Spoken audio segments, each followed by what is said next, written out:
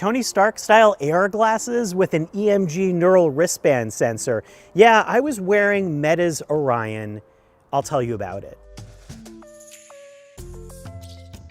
So somewhere between the VR headsets that we've got now and the smart glasses like Meta Ray-Bans, we keep thinking about this future of AR glasses. And I got to look at Meta's moonshot of an idea that it's been working on for a while, Orion, which are fully self-contained AR glasses. There are other companies pursuing this, not a ton that actually have physical product. I looked at Snap's spectacles, which are self-contained, but Orion goes for a higher standard, especially in terms of the field of view. Orion's got a magnesium frame, and the glasses look closer to everyday glasses, but the goal is to get even closer still. I mean, they look super thick, they look artsy, but they don't look as large as Snap's, not to compare. But Orion's glasses also have a 70-degree field of view. Now, if you're a person who's not following the AR VR side, that may not mean anything to you. VR headsets have a larger field of view than that. But what it meant when I looked at things was that it was like this, and it meant that objects did not feel like they were leaving my field of view. A lot of things like Magic Leap, Snap's glasses, and others usually have a cutoff, and this cutoff felt nearly invisible. I got to interact with things on the glasses with eye tracking, with hand tracking, with my voice, and also with a neural input EMG sensor on my wrist. Meta's been exploring this technology for years, but we haven't seen products that have adopted it. It's a wristband that has built-in electronics into the fabric and has sensors that stayed pretty snug to my wrist, and it could sense electrical impulses in my muscles that converted into motions. Now, if you're used to gesture tracking on maybe even your watch or headsets, this is a little more advanced than that. You can do taps, you can also do little thumb swipes. I got to see Mark Zuckerberg a few years ago demoing this tech at Meta's Reality Labs research. Now I'm getting to wear it. And the band is smaller, and everything in this package is wireless. So the band's wireless. There's also a processing puck. So it's not totally in the glasses, but that's also wireless with 2 Qualcomm processors inside and a battery that Meta claims will last all day along with the wristband. But the glasses will last about 2 to 3 hours. That's pretty similar to what VR headsets right now can do. So when I was able to do those gestures, I felt like I was flipping around through Instagram videos. Well, I was flipping around through Instagram videos, liking them with little taps,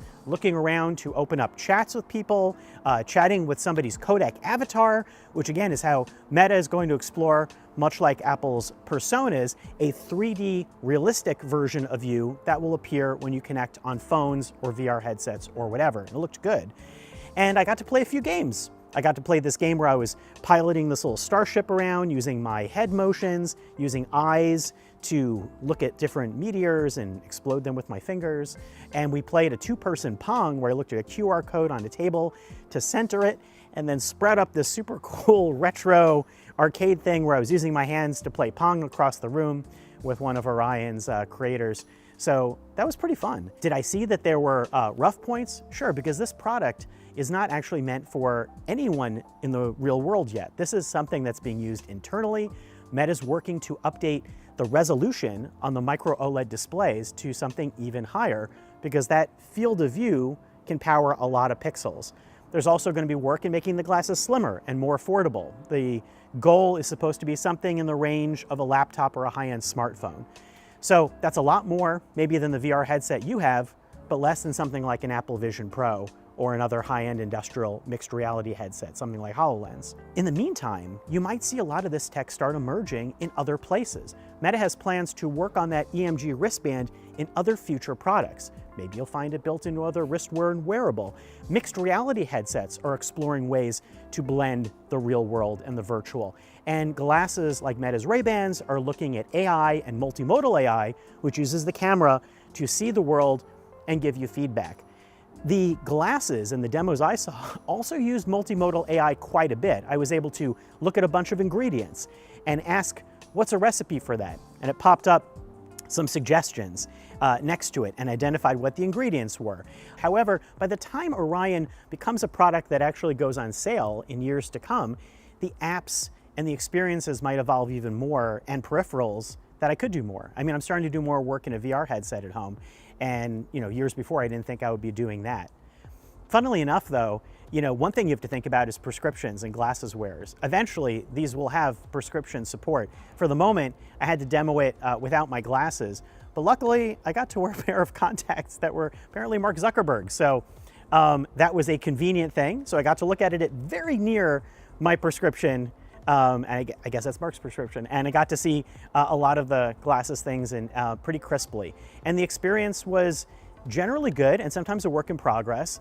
And it made me think of the Ray-Bans. It made me think of Meta's headsets.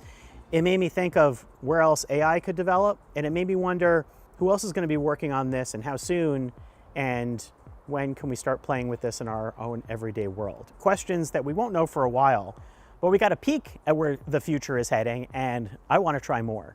Thank you for watching.